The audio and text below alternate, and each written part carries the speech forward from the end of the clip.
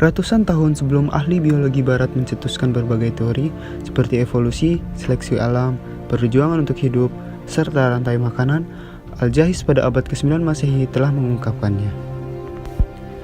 Al-Jahiz, begitulah Abu Uthman Amr ibnu Bahar al-Kinani al-Fukaimi al-Basri kerap dijuluki. Ia adalah ilmuwan muslim termasyhur pada abad ke-9 Masehi. Dia juga sarjana muslim legendaris serba bisa yang menguasai sastra Arab, ilmu-ilmu keislaman, biologi, tata bahasa, sejarah, psikologi, retorika, serta zoologi. Bahkan, dalam pengakuan ilmuwan barat Christopher Dawson, disebut-sebut pula jika Al-Jahiz adalah seorang ilmuwan terhebat dan pengarang dengan gaya bahasa menakjubkan di abad ke-9 Masehi. Ia, kiprahnya sebagai sastrawan agung telah membuat dunia barat mengaguminya. Dia adalah salah seorang penulis prosa terhebat dalam dunia sastra Arab klasik. Tutur Bernard Lewis. Pujian serupa juga diungkapkan Hargib dan Philip. Misalnya dalam buku berjudul History of Arab mengatakan, Al-Jahiz adalah seorang penulis yang produktif dan kerap dikutip para sarjana dalam literatur Arab.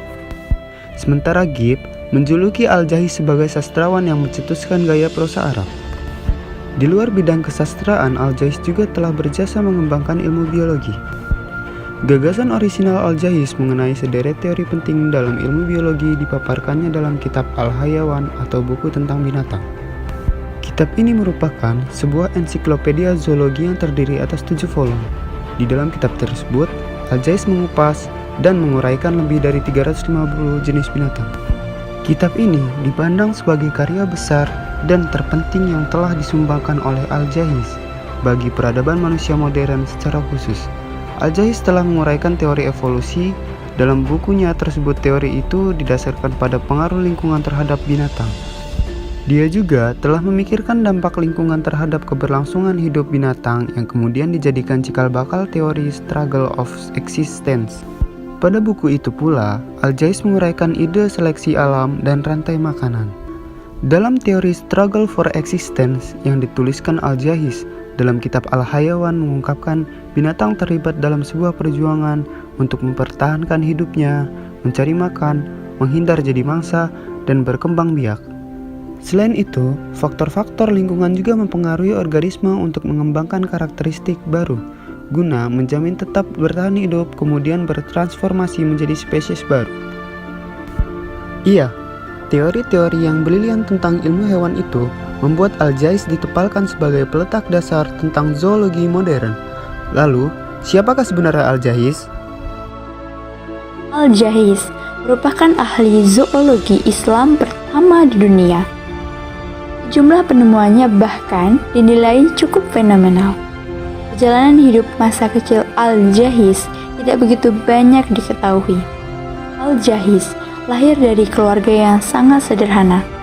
Dilahirkan di kota Basrah pada tahun 164 Hijriah atau Februari 776 Masehi. Dia menegaskan dalam sebuah buku bahwa ia merupakan bangsa Arab dari suku Kinanah. Kendati lahir dari keluarga miskin, Al-Jahiz beruntung karena hidup pada periode transmisi ilmu Yunani ke Arab dan periode perkembangan sastra prosa Arab. Al-Jahiz berpartisipasi dalam kedua periode itu, apalagi orang tuanya juga sangat mementingkan pendidikan. Berkat pengajaran mereka, Al-Jahiz bisa membaca dan menulis pada usia dini. Sang ilmuwan pernah bercerita kalau suatu hari ibunya menunjukkan beberapa buku kepadanya sambil mengatakan, dengan cara itulah nantinya Al-Jahiz akan mencari nafkah. Kondisi keluarga yang serba kekurangan memang menuntutnya menjadi tulang punggung sejak muda. Pada usia 20 tahun, Al-Jahiz sudah bekerja demi membantu perekonomian keluarga. Ia menjual ikan di sepanjang Kanal Basrah, Irak. Walau begitu, pria kelahiran 776 Masehi ini tak pernah lalai untuk menuntut ilmu. Dia senantiasa berkumpul dan berdiskusi dengan para pemuda di Masjid Utama Kota Basrah. Lewat diskusi tersebut, berbagai ilmu pengetahuan dikaji. Perlu diketahui, pada masanya, kota Basrah termasuk salah satu pusat intelektual utama di dunia, bersaing dengan Kufah. Kala itu, kekhalifahan Abbasiyah pun berada dalam masa keemasan budaya, ilmu pengetahuan, serta pendidikan. Beragam buku sekaligus perpustakaan mudah pula ditemukan di mana saja. Secara keseluruhan, Al-Jahiz menempuh pendidikan selama 25 tahun. Dalam waktu seperempat abad tersebut, banyak ilmu pengetahuan yang dikuasainya, meliputi ilmu filologi Arab, leksikografi, sastra, sejarah, ilmu Al-Quran, hadis, serta zoologi. Al-Jahiz memang dikenal sangat cerdas juga haus ilmu. Maka, selain rajin menghadiri kuliah umum, ceramah, dan berdiskusi, dia turut membaca buku-buku terjemahan hasil karya bangsa Yunani. Ia lalu memulai karirnya sebagai juru tulis di Basrah. Selanjutnya, Al-Jahiz pindah ke Baghdad, yang saat itu merupakan ibu kota dinasti Abbasiyah. Pindahannya diawali oleh esai tentang institusi kekhalifahan yang ditulisnya. Esai itu menarik perhatian Khalifah ke-7 dinasti Abbasiyah, yakni Khalifah Al-Ma'mun. Sepanjang hidupnya, Al-Jahiz sudah menulis sekitar 200 buku, di antaranya mengenai zoologi, tata bahasa, puisi, dan lainnya. Kini hanya sekitar 30 yang masih bisa ditemukan. Setelah 50 tahun menetap di Baghdad, Al-Jahiz kemudian memutuskan untuk kembali ke tanah kelahirannya, Basrah. Ia berusia di kota itu pada Januari 869 Masehi. Namun, penyebab kematiannya hingga kini belum jelas.